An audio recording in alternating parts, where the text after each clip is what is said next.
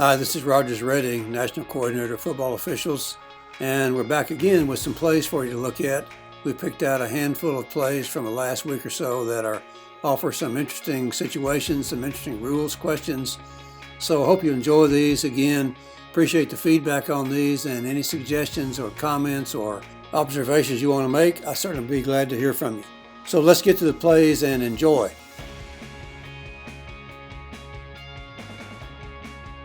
The officials and the coaches and the media and everyone else spends a lot of time talking about targeting fouls, as well we should, because they're very dangerous plays.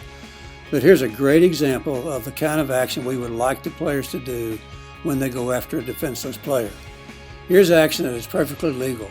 This defender comes in, he does not launch, he just runs right straight through the receiver. He gets his head out of the way, which is safer for him. He strikes with the shoulder. He strikes at about the shoulder or chest level. Now, there may be some incidental contact with the head. That's almost unavoidable. But this is a perfectly legal play, and this is the kind of behavior and the kind of approach that we want the players to make. Not launching, not getting in the head and neck area, not making forcible contact high, making a good hard football play. This is hard contact, but it's perfectly legal. And a great example of how you can play the game with hard contact, but still be legal and still be within the rules, playing the game like it's meant to be played. Here we have a kind of an unusual forward pass. You can see that the quarterback about to get sacked just flips the ball forward. The announcers do a good job of recognizing this as an incomplete forward pass rather than a fumble, and they also immediately recognize the possibility that there might be intentional grounding. Now you can see the quarterback trying to talk the referee out of the intentional grounding foul, but as you can also see, there wasn't a receiver anywhere within the nearest zip code of this passer. So this is a good call for intentional grounding and a good job by the officials to recognize this and by the announcers to call it out.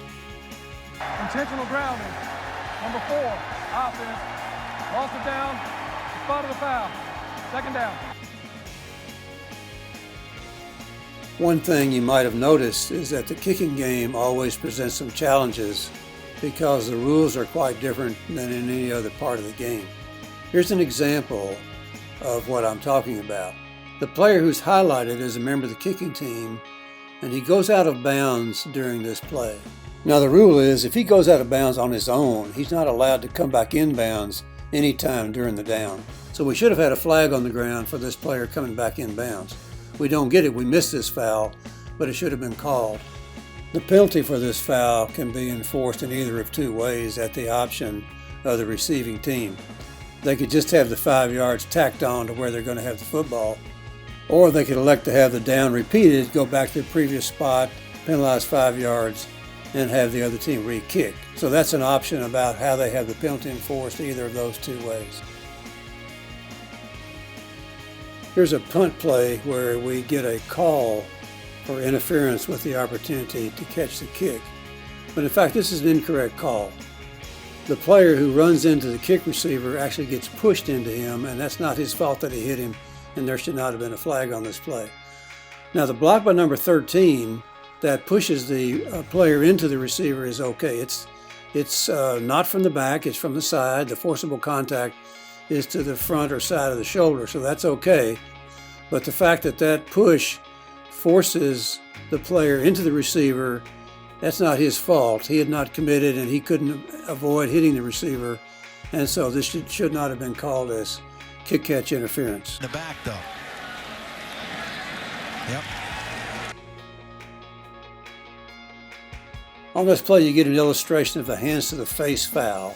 Now, in this particular case, it's committed by a member of the defensive team, but in fact, the rule applies equally to the offense or the defense.